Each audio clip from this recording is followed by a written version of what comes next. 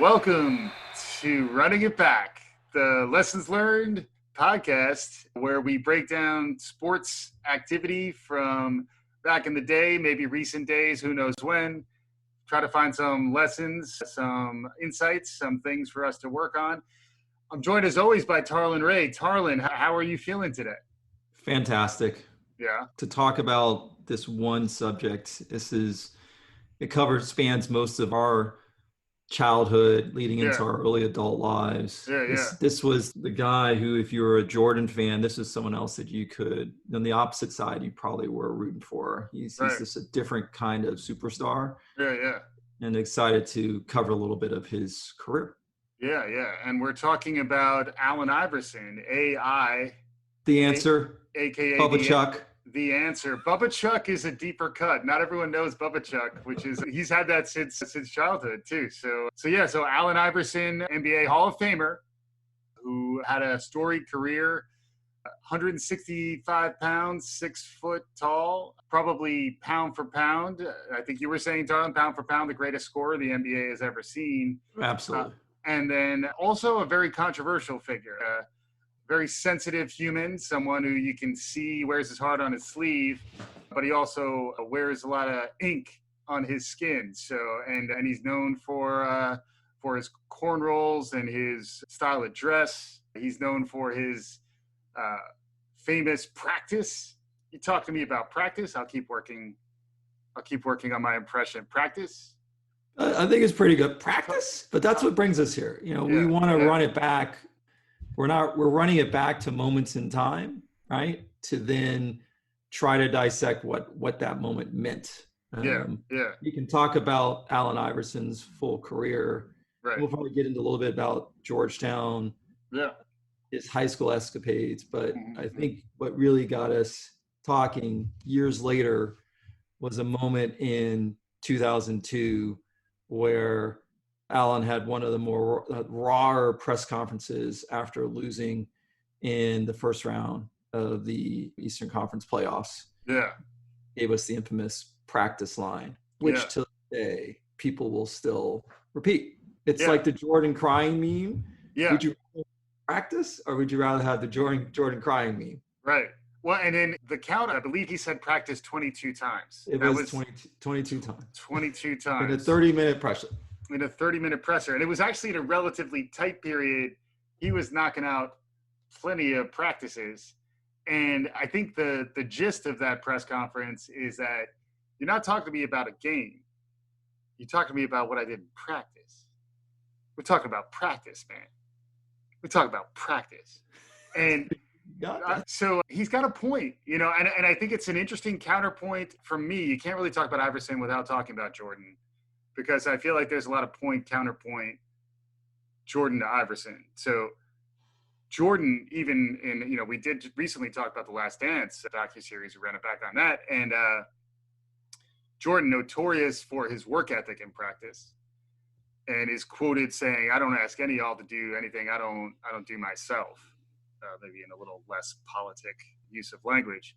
But Jordan, notorious in terms of his workout prowess. I get the sense from Iverson's perspective, I mentioned he was 165 pounds. If he was going as hard as he went in a game in practice, he would have played less. And then he wouldn't have played as long. He couldn't have played as long. Even if you think about minutes management and trying to keep people on a minutes limit, Iverson averaged 43 minutes a game the year of that they lost in the first round to the Celtics. And had he worked harder, it's an interesting trade-off. And I'd love to get your perspective on this too, because there is the argument that if you go at it harder in practice, you're less likely to get injured. So there is a little bit of that. If he was more of a gym rat, maybe he could have developed a little more muscle to get up to like 175 or 180 pounds. But you did get the sense that he was trying to save his body. And then you also get the sense that he genuinely was questioning why he had to work so hard in practice when no one could question that he worked harder than anyone when it was in the game. So we can't talk about Allen Iverson without talking about Larry Brown. Right. Larry Brown, old school coach, set of rules, just like any coach has a set of rules. If Belichick were a basketball coach, I don't think AI and Belichick would have probably butted heads, because if there was a Patriot way. So we know that leading up even to the 2001-2002 season, Larry and Allen had issues because reportedly Allen would show up late to practice. I don't think it was necessarily missing. He was just not adhering to the strict rules that Larry Brown had set. Right. And most don't know that Allen Iverson, before he even had an opportunity to win the MVP, the shortest MVP in league history, before he even had that opportunity, he was going to get traded. Leading into the 2000-2001 season, there was a 16, 24-player trade that was about to go down if not for Matt Geiger, who had a trade clause where if he was traded, there would be a 15% kicker to his already exorbitant NBA contract. Yeah. And he looked and said, I didn't think us going the place, I think they were going to Detroit, where we were going to go was good for Allen and I. So I nixed it. And everything crumbled. Mm-hmm. And that then led to Allen having this redemption year where in 2000-2001 he wins the MVP, All-Star MVP, and makes it to the finals.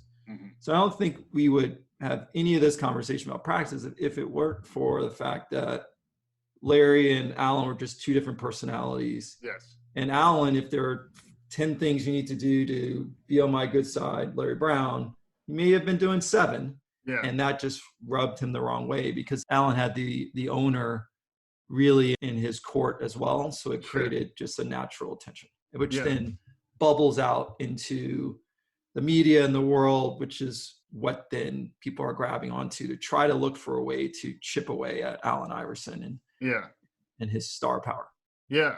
And his controversial past too. There was an element to the NBA fandom or the NBA intelligentsia who were questioning Iverson's work ethic and in ways that were tied to the incident in his senior year where he wound up involved in a racial incident at a bowling alley. And he and 3 other black kids in his neighborhood wound up being prosecuted and wound up doing about 4 months, at least Allen did 4 months of jail time his senior year, and was later freed because the fact that only the black kids were prosecuted wound up being grounds to throw the charges out and actually get him out. But that's another element of Iverson that I think was pretty formative to how he was perceived. And also he did play with the chip on his shoulder too. I think that chip was from a number of different ways in which he had the cards stacked against him. He did not have an easy upbringing, and he was frequently the smallest guy on the court. And I think that was part of why a lot of us wound up rooting for him. He was the classic David versus Goliath guy.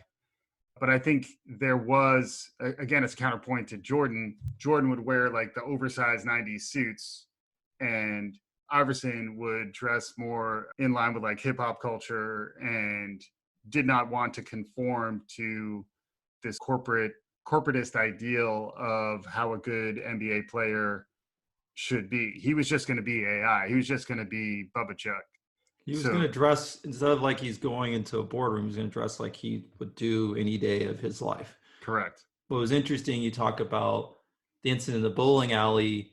It was deemed a racial incident, but it was 2 groups of kids, and it was a fight.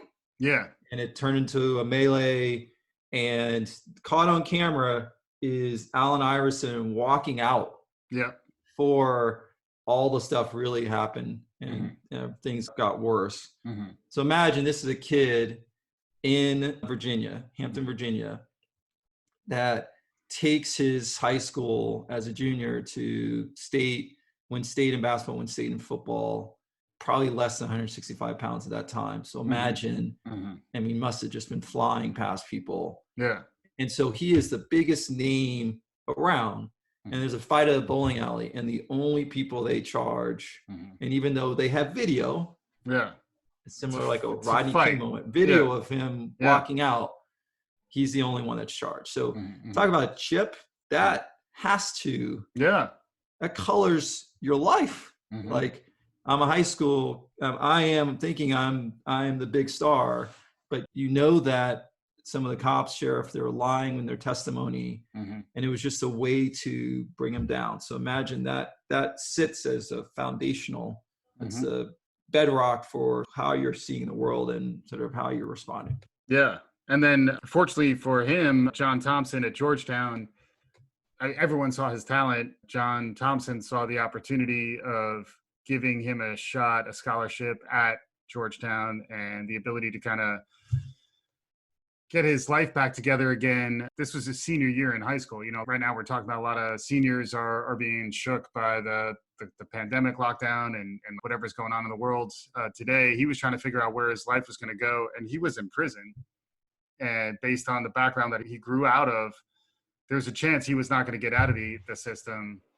And then this transcendent talent, he was fortunate enough to get the tutelage of John Thompson and had a really impressive career at Georgetown, and then ultimately got drafted into the NBA and kind of went on from there. But yeah, it's really interesting to think about. He's just a very sensitive human. When you see him interviewed, there's a sense of being hard, but he also seems vulnerable at the same time. And that comes through in any of his interviews, comes through in any of the documentaries you can see about him.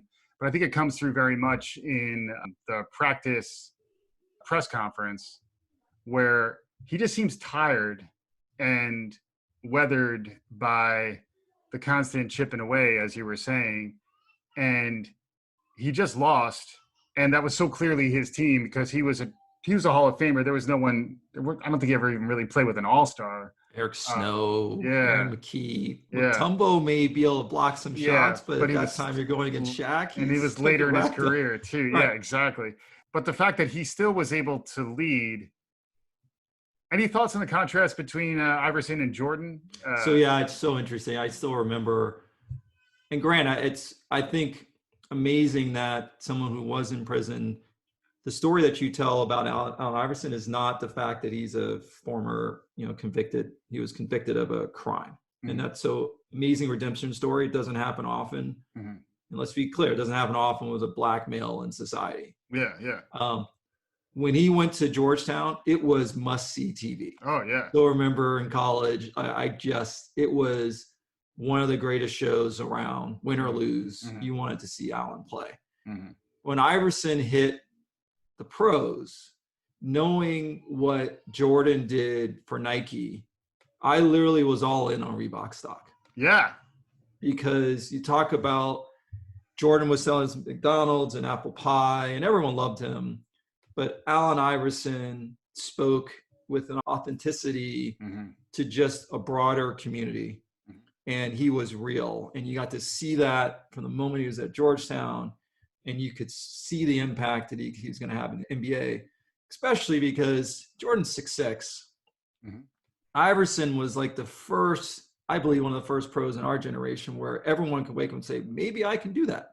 He's only 6 feet, 165. Right. The most recent version of that is Steph Curry. Even though he's 6'3", everyone, if you go in the gym, is chucking shots from half court. I coached a bunch of fourth, fifth, and sixth graders in hoop. I said, I spent 20 minutes having them shoot 3-pointers. They made 5. I said, stop. None of you are Steph. So anyways, that's a different story about the influence. Yeah. But Allen Iverson was a cultural revolution. Allen Iverson spoke to people, and you could see it. So I often talk about poster on a wall. That truly was a poster on a wall. He's an outsized talent, but someone looking and saying, that's I know I could be them. I really look up to that person. Yeah. And this is a guy, as you talked about, who his imprints left in the NBA, not only from his crossover of Jordan, which was sort of the moment where it's like, are you passing? Is it passing the guard? His braids. He was dress coded. So this is after the 2002 season. NBA enforces a dress code, and it's really starts because of what Allen is wearing for the pressers. They have a stricter palming rule because Allen Iverson's hands are so big, but they thought he was palming the ball with his crossovers. And then last but not least, don't forget about the shooting sleeve. He had bursitis in his elbow. Right. On January 21st, which is my birthday. January 21st, 2001, he put on the sleeve to try to help his bursitis. Kobe Bryant. Yeah. Carmelo Anthony. Yeah. It became a culture. It became a thing you do, even though you don't have bursitis. So Allen Iverson has such a massive impact on the way the NBA transitioned, including the tattoos, where you saw people hardly ever having tattoos in the game because it was a clean, quote unquote, clean sport. Yeah, right. Exactly. I mean, it's funny when you think about the evolution of Barkley. I don't want to be a role model. Jordan is a role model, but now that we're sort of peeling the onion, we're realizing that was commercial and not authentic in some ways, although in some ways he's a role model just because he was such a competitor. And then I think Iverson came along and kind of rejected the Jordan style role model, gravitated a little more towards I'm not a role model, but at the same time I think he knew he was really leading many kids out there who saw themselves in him, and kids who were not necessarily spoken to by a public, a professional athlete, by an NBA player.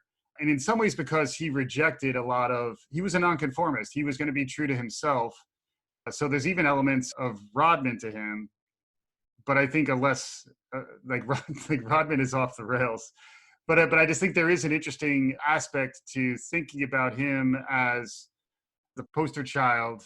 But there is backlash against him. And where do you think that's coming from? I guess some of it is warranted, but some of it also felt like a way to kind of keep him from being too defiant, right? You talked about being a role model. You said he didn't want to be a role model. I would just counter and say he wasn't going to, and you talk about conforming. There's a packaging that someone wanted him to conform to. He's like, no, this is who I am. Mm-hmm. This is, I'm going to be me. I love Philly. I'm going to die for Philly. Yeah. Going all out. I'm going against 7-footers. Right. And when I'm away from the court, this is who I authentically am. So he just was not willing to have someone manufacture who he is. And in them not manufacturing this person AI, him being AI in his true form is what had people flocking. Yeah. And idolizing him as an individual. Yeah. So I think there's that tension. There's obviously race. Yeah. Through all this, there's a tension with people in power, the way that Allen is acting, the people that he hangs out with, maybe they don't like that. The music he may listen to, if he's wearing chains, like just not the way to conduct yourself. That's fine. Right. But I'm just telling you, he has. Chris Paul says he wears number 3, not only because he's the third, but because of Allen Iverson. Yeah. He has clearly set the stage for the future NBA stars that you see today. Mm-hmm. So I think that's a little bit. I mean, race is a line that runs through a lot of what Allen has experienced from his time in Virginia, and even time in the NBA, even up to the dress code event. Yeah. So he is a fierce competitor. I think you hit the nail on the head. He's shared his feelings. He's someone that is hurt and the chipping away and the constant needling, where this is not an infallible person. Listen, you got a coach, you're butting heads with him. You're the leader of the team. You're not showing up to practice. But I actually, in listening to the practice rant, you start to then peel away and say, why are we talking, to his point, why are we talking about practice? It's still, by the way, if anyone who's listened this long and hasn't listened to that, like, you just got to check it out. It's part of the collective culture. I want to get more people doing their practice impressions. We talk about lessons learned, Tarlin. That is part of what we run it back, not just to refresh our blurring memories and to kind of reacquaint ourselves to great stuff that happened in the past, but we're also trying to figure out what can we learn. And any thoughts on what we can learn from either just the press conference itself? There's probably some micro lessons around that. Also, like, as just a piece of oratory, there's stuff to be learned, I think, from the actual words he was imparting there. But then more broadly, I think we've been touching on some of the lessons learned from the story of AI. But any thoughts on that? Well, I was just thinking if I'm in Allen Iverson's shoes. So the practice moment was like the ultimate moment where he said to himself, it's never going to be enough. Right. So if you cycle back to talking about the fight in the bowling alley, where he truly is, he could probably walk into any store, barbershop, restaurant, everything's free. He is the king of that town, taking 2 teams to state. Then obviously he goes to jail, goes to Georgetown. He's the king of Philly, butting heads, gonna get traded. Then has the best, it's a wake-up call, they say, for AI. Has one of the most amazing seasons, dragging a team that should not be in the finals to play against a Lakers team that was, everyone thought they would get swept and taken. Probably their best, probably the best season for the Lakers in terms of the quality of their team. Correct. The Shaq Kobe. As a Lakers fan, I still can't get the image out of my head of Teron Lugan stepped over. Yes. That's still crossover and the step over. And the step over. Forgot about the step over. So then to have that MVP season at his size, an MVP of the All-Star game, come back, the team is hurt, and still will his way to his highest scoring, highest point output ever, 43 minutes, to get bounced in the first round with a team that just was not as good. Mm-hmm. And then for everyone to then once again be bringing up rumors that he's going to be traded. Yeah. And that it's about his practice habits. Yeah. It just signaled to him that it's never going to be enough. And on top of that, no one as an athlete, the challenge they have to make all this money, no one cares about your backstory. So he lost his closest friend 7 months before. He fought injuries. If he's not practicing, he's hurt. He's trying to be there for the team. Mm-hmm. He's got his daughter on the playground who's hearing all these stories, and he's got all these people chipping away. Yeah. I think the lesson for him is, if I were him, I got to keep living and being who I am, because none of these people are ever, regardless of how many accolades I get, will it be enough, or will I be enough for them? Mm-hmm. So my lesson, and you'll see it now it's so interesting. I think the brands that are winning today, especially with a growing population, we talked in the past about millennials and Generation Z, those are brands that have a soul to them. There's authenticity. They're not manufacturing who they are. Mm-hmm. AI was that early. Yeah. And he continues to do him. Mm-hmm. And so, no, if you're butting heads and don't want to hear the rules, this is not about that.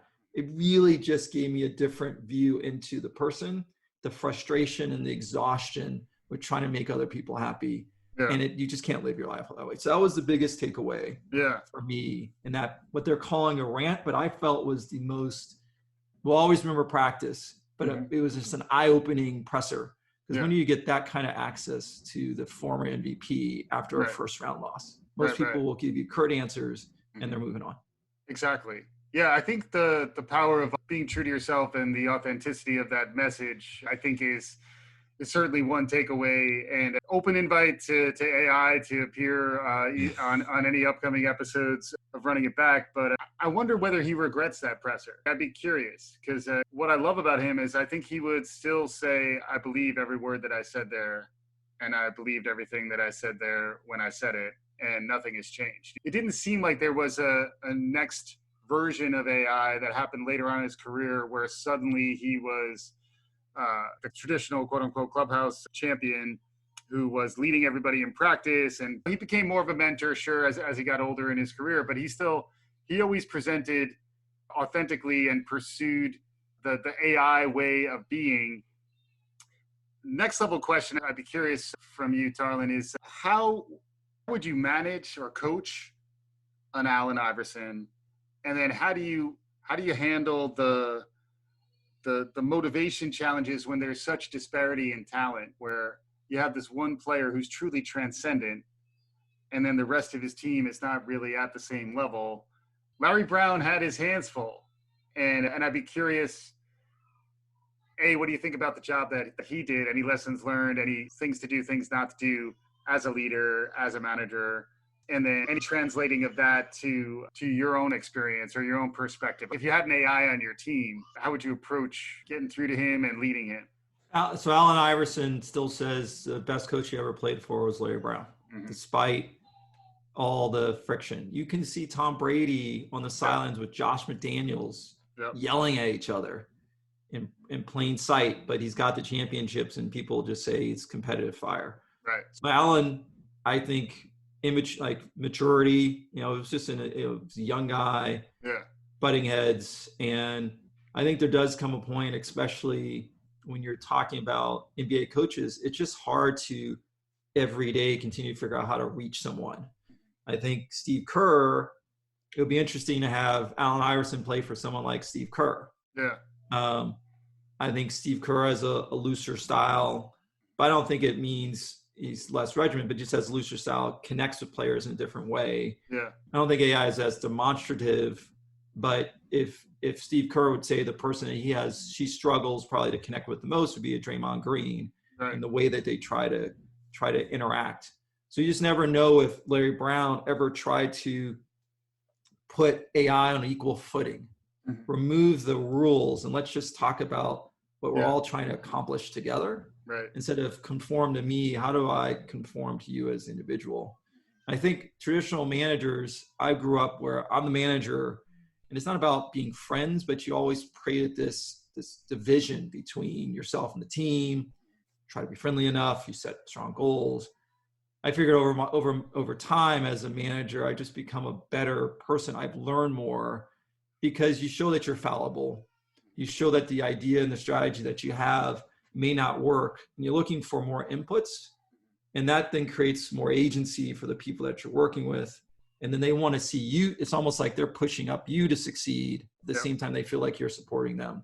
So I feel like the my way or the highway used to work. I think if Larry was in a taskmaster in these days, probably would not work as well with the current NBA players. Yeah. So I think that would be a lesson for Larry, not being in the room. I'm sure they've had tons of conversations. I'm just the same way the media is reporting one way about the way Iverson is. There's just consistent reports about Larry. Right.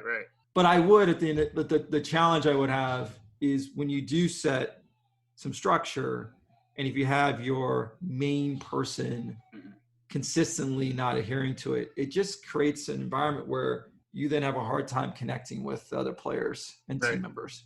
We have it in traditional business. Someone will say, why is that person still working here? They're just not good. They're not contributing. They're bringing us down. And so it chips away at your credibility. Right. So it's not an ego thing. You're just trying to maintain a level of credibility with the rest of the people in the organization. Right. My boy is having a meltdown. This is his version of as a young boy saying practice. Yeah. We're trying to put some structure. If he would only practice better, it'd be a whole nother thing. Yeah. And then any thoughts on just practice in general? Any lessons around the importance of preparation? You strike me as someone who prepares. So you are someone. I was a practice guy. Yeah. So I learned as a point guard. I learned people's tendencies in practice. As the captain, it was the way I busted people to get in the work. And he is all world. You never heard about him having bad practice habits at Georgetown and things like that. That never came out. I like to say you kept it within the team. Like we will handle it within the organization, within the building. Right. But I feel like if you want to create that sixth sense with your teammates, that all comes from practice, not in the game. So it's important. Yeah. The counterpoint maybe is practice is also going out to dinner together. There are other techniques, I think, to create that connectivity. But it is interesting. He was the captain of the team, and he was on the record saying practice is not as important as the game, which I think we all would agree in the abstract. No one cares what you do in practice. They only measure you based on what you do in the game. The game. Talk to me about practice. But the thing that I do think is really interesting is when the best player on your team, the captain, is not at the front of the line the way you're talking about, not really busting his ass harder than anybody else on the team, it may not motivate the other players, especially in the case of Iverson, where I was trying to do the math on the percentage of shots he took for these teams. It's astronomical, the percentage of the offense that he is, both good and bad, all the made shots, all the missed shots. I just find when you go back to this time period, to see that team then made it to the NBA Finals and won the first game by sheer force of will of this 165-pound powerhouse is truly remarkable, both in terms of the basketball outcome, but also in terms of the lessons. Had he won, then basically one amazing individual can lift everyone else to this level. And it's even more of a disparity than you had with Jordan and the Bulls. Jordan had Pippen. Jordan had other supporting players. And then for that guy to say, the only way I'll be able to do this is to forego practice as a priority and instead focus on the game. But they're talking about practice because there were comments that he may show up late. He actually said in that presser, I wasn't available for one practice all day. Right. So he was never, and there also, no one says that he loafs in practice. Right. If you look at that team, it's all about chemistry and gelling. There's no way that team would work as hard as they did together if AI every day was loafing in practice. Right. There's just not, it's not possible. You'd have right. terrible chemistry. They would not go as far with Eric Snows and Aaron McKee, and he would not have a C on his jersey. Right. He was loafing. Right. It was just whether he was showing up late. Mm-hmm. So what he was saying was, he never said he's not willing to practice.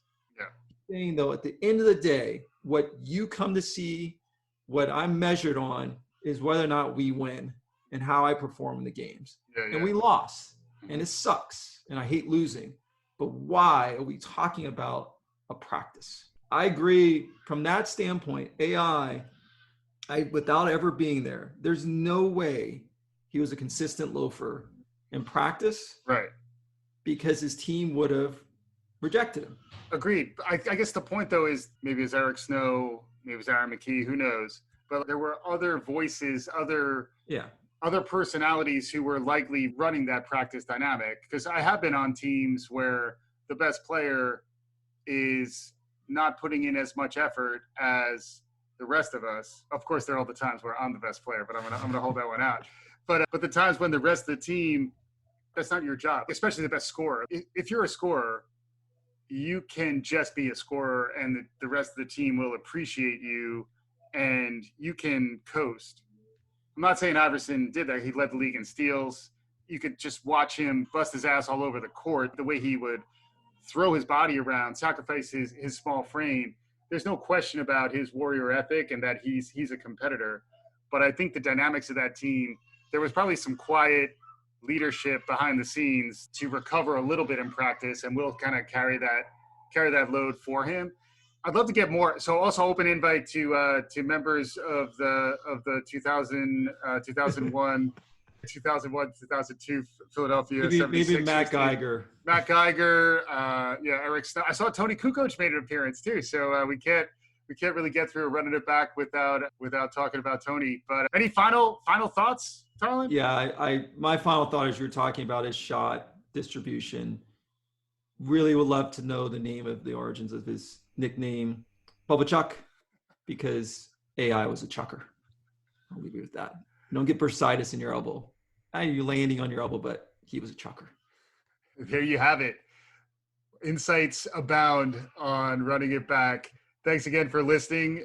Make sure you subscribe, follow us on Twitter and wherever we are in the world, and tell your friends. Let us know what you want us to talk about. We'll be back again soon on Running It Back.